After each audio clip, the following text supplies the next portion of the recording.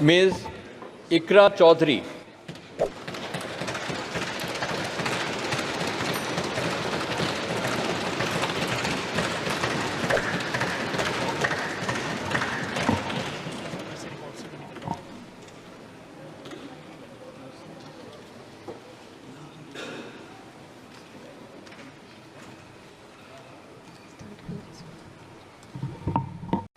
मैं इकरा चौधरी, जो लोकसभा की सदस्य निर्वाचित हुई हूँ, सत्यनिष्ठा से प्रतिज्ञान करती हूँ कि मैं विधि द्वारा स्थापित भारत के संविधान के प्रति सच्ची श्रद्धा और निष्ठा रखूँगी।